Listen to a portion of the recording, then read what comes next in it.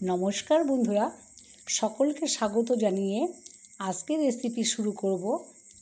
আজকে আমি রুটি দিয়ে মিষ্টি বানিয়ে দেখাবো। এর জন্য এখানে আমি 3খানা রুটি নিয়েছি। এই বেঁচে যাওয়া রুটি নষ্ট না করে এইভাবে একবার মিষ্টি বানিয়ে দেখবেন, আশা করি আপনাদের ভালো লাগবে। এখন রুটিটা আমি সাদা তেলে ভেজে নিচ্ছি, একটু কড়া করে ভেজে নেব। এরপরে নামিয়ে নিচ্ছি। এখন বাকি রুটিগুলো সেমভাবে ভেজে নেব। দেখুন ভাজা হয়ে গেছে। এখন রুটিটা আমি ছোট ছোট পিস করে ঠিক এইভাবে কেটে নিচ্ছি। দেখুন পুরো কাটা হয়ে গেছে। এখন আমি মিক্সিং জারে দিয়ে দিলাম। তারপরে 4টে এলাচ দিয়েছি আর চীনাবাদাম দিলাম। চীনাবাদামটা আমি আগেই ভেজে খোসা ছাড়িয়ে রেখেছি। এরপরে মিশ্রণটা একটা প্লেটের মধ্যে নিয়ে নিলাম। এখন আমি কড়াইতে 500 ml দুধ দিয়েছি। দুধটা ভালোভাবে ফুটিয়ে নিতে হবে। একটু ভালোভাবে ফুটানোর পরে যখন ঘন হয়ে আসবে ঠিক সেই সময় এখানে আমি রুটির মিশ্রণটা অল্প অল্প করে দেব। একবারে পুরোটা দেবেন না। প্রথমে অর্ধেকটা দিয়ে ভালোভাবে নাড়া দিয়েছি, তারপরে বাকিটাও দিয়ে দিলাম। এরপরে কন্টিনিউ নাড়তে হবে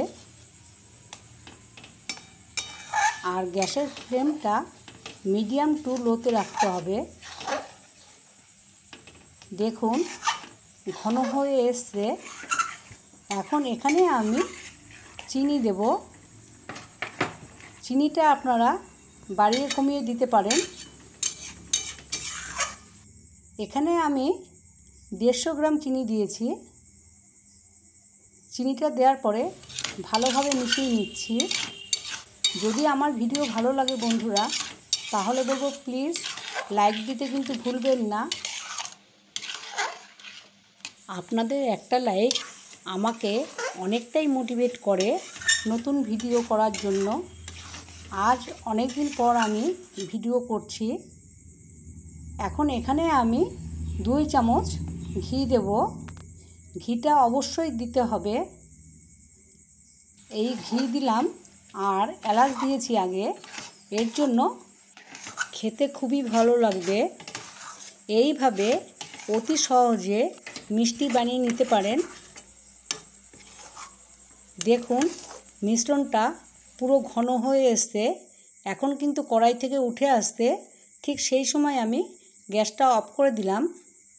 এখন আমি একটা থালার মধ্যে ঘি মাখিয়ে নিচ্ছি।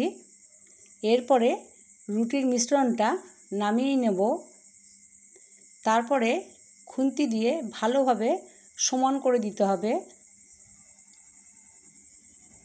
দেখুন এইভাবে আমি সমান করে দিচ্ছি। আমার চ্যানেলে যদি কোনো নতুন বন্ধু এসে থাকেন তাহলে বলবো প্লিজ সাবস্ক্রাইব করে দেবেন। আর ভালো লাগলে লাইক দিতে কিন্তু ভুলবেন না। এখন আমি উপর দিয়ে আমন্ড বাদামের কুচো দিয়ে দিচ্ছি। তারপরে একটু ভালোভাবে বসিয়ে দিলাম। এরপরে আমি ঠান্ডা করে নেব। আমি 1 ঘন্টা ঠান্ডা করে নিয়েছি। আপনারা এখানে ফ্রিজে যদি রাখেন তাহলে খুব ভালোভাবে সেট হবে। আমি ফ্রিজে রাখিনি। এখন আমি পিস করে কেটে নিচ্ছি। দেখুন বন্ধুরা, দেখতে ঠিক এই রকম হয়েছে। যদি ভালো লাগে তাহলে আবারও বলছি অবশ্যই পাশে থাকবেন আর লাইক দিয়ে যাবেন। আজ এই অবধি বন্ধুরা, আবার নতুন ভিডিও নিয়ে দেখা হবে। আপনারা সবাই ভালো থাকবেন, সুস্থ থাকবেন।